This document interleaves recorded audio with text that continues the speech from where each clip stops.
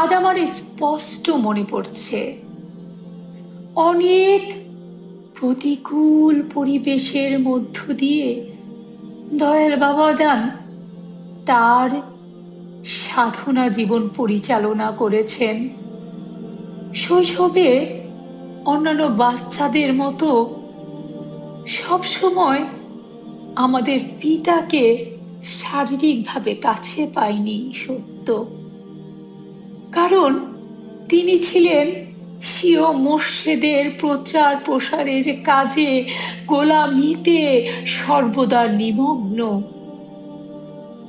দয়াল বাবা যান স্বীয় মোর্শেদের আদর্শ প্রচার প্রসারে বিভিন্ন খানকায় খানকায়, এলাকায় এলাকায় মাহফিল পরিচালনা করতেন।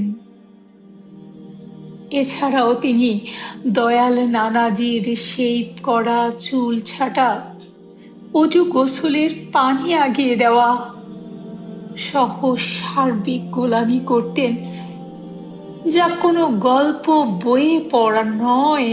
আমার স্পষ্ট মনে আছে, চন্দ্রপাড়ায় অনেক সবেদা গাছ বাবাজান লাগিয়েছিলেন। বেতের চেয়ারে নানাজি বসতেন, বাবাজান গোলামি করতেন। বদনাতে করে আমার নানাজিকে অজুর পানি আগিয়ে দিতেন, গোসলের সময় জামা কাপড় গামছা আগিয়ে দিতেন। আমার স্পষ্টত মনে পড়ছে, দরবারের যাবতীয় কাজ পরিচালনা করা, জাকেরদের দেখাশোনা করা, কতজন মানুষ আসলো, খাবারের ব্যবস্থা, সব দায় দায়িত্ব বাবাজান নিজেই পরিচালনা করতেন।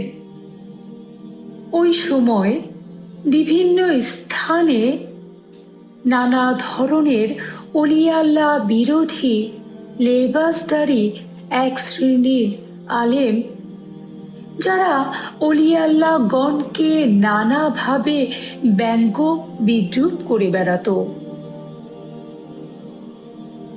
মানুষের মধ্যে সেই ভুল ধারণা ভেঙে দেওয়ার নিমিত্তে দয়াল বাবাজান তার মহান মোর্শেদের আদর্শ শিক্ষা তুলে ধরতে বিভিন্ন বায়াস পরিচালনা করতেন। তখন দয়াল বাবাজানকে কোনো বিষয় নিয়ে বিভিন্ন ধরনের প্রশ্ন করে চ্যালেঞ্জ করলে দয়াল বাবাজান পবিত্র কোরআন ও হাদিসের আলোকে তা প্রমাণ করে বায়াসে ওই মাহফিলগুলোতে তার মহান মোর্শেদের শ্রেষ্ঠত্ব তুলে ধরতেন। আমার এখনো মনে পড়ছে, বাবাজান এরকম বায়াসে গিয়েছিলেন, স্টেজে বাবাজানকে সাপ ছুঁড়ে ফেলে দেওয়া হয়েছিল, জীবন্ত সাপ বাবাজানের স্টেজে চেয়ারে ছেড়ে দেওয়া হয়েছিল। এমনও ঘটনা মনে আছে আমার। বাবাজান যখন বক্তব্য দিতেন, তার মহান মোর্শেদের কথা বলতেন, জ্বলন্ত দিয়াশলাই ছুঁড়ে বাবাজানের গায়ে ফেলা হতো। বাবাজান সেই প্রোগ্রাম থেকে এসে, মাহফিল থেকে এসে, সেই আগুনে ফুটো হয়ে যাওয়া পাঞ্জাবি আমাকে দেখিয়েছিলেন, দয়াল মাকে দেখিয়েছিলেন।